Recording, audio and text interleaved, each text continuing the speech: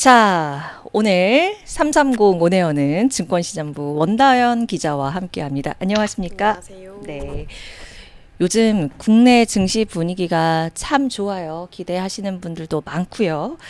이 신정부 기대감, 랠리가 좀 지속이 되면서 증권가 눈높이도 계속 올라오고 있는 상황이죠. 네. 예. 오늘도 뭐 2,920선에서 마감하면서 진짜 이제 3,000P가 눈앞에 두고 있는데요. 그래서 이제 증권가에서도 이게 좀 예상보다도 더 빠른 상승세다 이렇게 하면서 이제 예. 전망치를 다시 또 올리고 있어요. 예. 그래서 한국투자증권 같은 경우 오늘 낸 보고서를 보면은 원래는 하반기 코스피 상단을 2,900선 정도로 잡았었는데 네. 이제 뭐 정부 증시 활성화 정책을 고려해야 된다 이러면서 3,150선까지 올렸거든요. 또 그리고 NH투자증권도 이제 오늘 또 보고서를 냈는데 국내 자본시장에 대한 디스카운트 요인 해소 기대감 또 그리고 외국인 순매수도 뒷받침되고 있는 만큼 이제 3,100선까지는 열어둬야 된다 이런 새로운 전망을 내놨습니다. 네. 정말 이 3,000P 너무 기대감이 커지고 있는 시점이죠. 근데 이재명 대통령이 정말 증시 활성화의 진심인 것 같아요. 어제 그 거래소 방문에서도 여러 얘기를 했던 걸로 알고 있는데 저희가 어제 이 시간에 살짝 보긴 했는데 선배 좀 자세히 짚어주시면 좋을 것 같고 대통령이 아마 내가 당군일에 가장 주식을 잘하는 대통령이 되고 싶다라는 마음을 먹은 듯도 해요. 그래서 많은 것들을 참 얘기를 하더라고요. 좀 자세히 짚어주시죠. 네, 어제 이제 거래소 방문했는데 이게 대통령이 취임 일주일 만에 처음 방문하는 외부 기관으로 이제 거래소를 선택을 한 거예요. 예. 그 자체로도 이제 의미가 있다고 볼 네. 수가 있는데 이제 거래소를 방문해서 그 중에서도 이제 시장감시위원회 직원들이랑 간담회를 가졌거든요. 예. 이 시장감시위원회는 거래소 내에서 주가 조작이나 뭐 내부자 거래 같은 그런 불공정 거래 행위들을 예방하고 대응하는 그런 조직이에요. 그래서 이제 대통령이 처음 여기 가서 여기를 만났다는 거는 이제 좀 이 정부의 핵심 과제로 시장 투명성을 회복하겠다 이런 의지를 네. 좀 다시 다졌다 이렇게 볼 수 있고 네.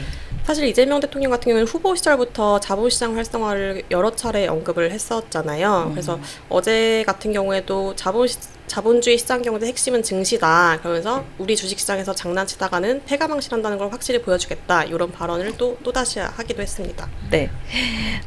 그러니까 불공정 거래 행위를 아주 엄중하게 처벌하겠다 그런 의지를 내세운 겁니다. 그래서 지금 말씀을 하신 부분이 결국에는 한 번 잘못하면 그냥 아웃. 원 스트라이크 아웃제 요걸 다시 한번 강조를 한 건데요.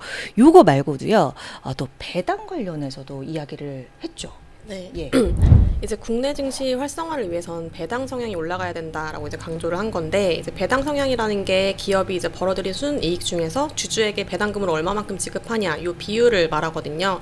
그래서 배당 성향이 높다는 건 결국 기업이 이익 중에 얼마나 많이 주주한테 돌려주고 있냐 요거라고 할 수 있는데 이제 어제 대통령이 얘기한 거는 다른 나라 같은 경우에는 우량주를 사서 뭐 배당도 받고 이걸로 생활비도 쓰고 결국 이게 내수에도 도움이 되는데 우리나라 기업들은 배당을 안 한다. 네. 배당 성향이 공산국가인 중국보다도 낫다 이렇게 지적을 했어요. 예. 그래서 이제 증권가가 분석한 걸 보면은 이제 5년 평균으로 보면은 우리나라 배당 성향이 28.1% 수준이거든요. 근데 이게 주요국 중에서는 이제 중국이 5년 평균으로 한 27.9%여서 거의 이제 비등하게 낮은 수준이에요. 그래서 이제 대통령이 이렇게 낮은 배당 성향을 지적을 하면서 배당을 촉진하기 위한 세제 개편을 준비하고 있다. 이걸 밝혔어요. 그러면서 특히 이제 이소영 민주당 의원이 발의한 소득세법 개정안을 언급해서 이제 요거에 좀 관심이 쏠렸습니다. 네. 그 이소영 의원이 그러면 그 대표 발의한 요 개정은 어떤 내용인데요? 이게 이미 지난 4월에 발의해놓은 법안인데요. 네. 이제 배당 성향이 35% 이상인 상장사에서 받은 배당 소득에 대해서는 종합소득과 분리해서 별도의 세율을 적용하겠다는 게 핵심 내용이에요. 이제 현행 소득세법상에 보면 배당 소득은 금융소득 종합과세 대상이어서 이제 연 2천만 원까지는 15.4%의 세율이 부과되는데 이제 이자 소득과 합쳐서 2천만 원이 넘으면 최고 49.5%까지 세율이 적용이 되거든요. 예. 근데 이제 이 개정안은 배당 성향이 일정 수준으로 높은 기업에서 받은 배당 소득에 대해서는 별도의 좀 낮은 세율을 적용해서 주주 환원 확대, 뭐 장기 투자 이런 걸 유도하겠다 이런 취지의 개정안입니다. 네. 구체적으로 보면은 배당 성향이 35% 이상인 상장사에서 받은 배당 소득에 대해서는 뭐 연 2천만 원 이하까지는 15.4%의 세율을 적용하는 게 동일하지만 2천만 원 초과에서 3억 이하까지는 22%, 3억 원 초과에 대해서는 27.5%의 세율을 적용하는 것으로 제시하고 있습니다. 네. 이 대통령의 요 개정안 내용에 공감을 하면서 힘을 실어줬다 이렇게 볼 수 있겠네요. 네, 그렇죠. 사실 대통령의 그 공약 자체에 배당소득 분리과세가 들어있진 않았어요. 근데 이제 어제 얘기한 걸 보면 무조건 배당소득세 내리는 게 능사인지는 모르겠다라고 하긴 했지만 그래서 이소영 의원이 배당 성향이 35% 넘는 경우에만 배당소득세를 깎아주는 법안을 낸 것 같다 이렇게 얘기를 했거든요. 그래서 어느 정도 이제 공감을 하면서 힘을 실어줬고 그 대통령 역시도 조세에 큰 타격을 주지 않는 정도라면 배당을 많이 하도록 이제 하는 게 좋겠다라고 이제 언급을 했습니다. 네, 그러면 이렇게 바뀌게 되면 즉 요 배당소득 분리과세가 실제로 실행이 된다라고 하면 주식시장에서는 어떤 이점을 기대를 할 수 있는 건가요? 일단 이제 배당소득 관련한 세금 부담이 줄어드니까 대주주 입장에서는 배당을 할 인센티브가 높아지고 그러면 결국 기업들의 배당 성향이 높아지는 거고요. 또 이제 배당소득이 늘어나게 된다고 하면 이제 투자자들 입장에서도 부동산 같은 이런 자산에 흘러가던 자금을 좀 주식으로 이제 옮겨가면서 증시가 또 활성화되는 효과도 기대할 수 있습니다.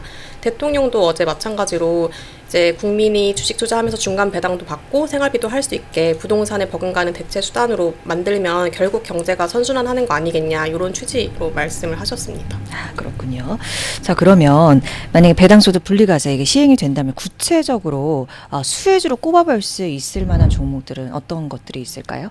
일단 증권가에서 이제 제시하고 있는 종목들을 보면 이미 뭐 배당 성향이 35% 이상으로 높은 종목들도 당연히 이제 좋지만 또 네. 앞으로 배당이 늘어날 기업 그리고 대외적으로 배당 성향 목표를 이 정도 수준으로 높게 제시한 종목들도 같이 눈여겨볼 만하다고 이제 언급하고 있거든요. 네. 그래서 향후에 지급할 배당에 관해서 이제 기업이 최소 배당 성향이나 주당 배당금 하한을 이제 대외적으로 선언한 경우에는 투자자 입장에서는 이만큼은 주겠구나 하고 이제 예측 가능성이 높으니까 일단 좋고 그리고 기업 스스로가 이렇게 좀 대외에 공시를 한 만큼 이 약속에 구속이 돼서 계속 이 높은 배당 성향을 유지할 가능성이 높다. 그런 점에서 좀 지켜볼 만하다라고 이제 보고 있고 구체적으로 종목으로 보면 이런 기준에 들어가는 종목들이 뭐 NH투자증권, 기업은행, 하나금융지주, 한전기술, KTNG, 리노공업, 기아 뭐 이런 종목들이 있거든요. 그래서 이런 거 한번 보시면 좋을 것 같고 예. 또 이거 외에도 이제 뭐 35% 이상 배당 성향이나 주주 환원율을 그 밸류업 목표로 제시한 기업들도 눈여겨볼 만하다는 건데요. 네. 이런 종목들에는 뭐 현대엘리베이터, 롯데지주, 현대차 이런 것도 한번 이제 이런 관련한 수혜주로 볼만하다고 제시되고 있습니다. 네. 국내 증시가 한 단계 레벨업 할 수 있는 그런 계기가 될 수 있을지도 기대가 되는 것 같고 오늘 관련해서 내용을 좀 정리를 해주셨습니다. 원다영 기자와 함께했습니다. 고맙습니다. 감사합니다.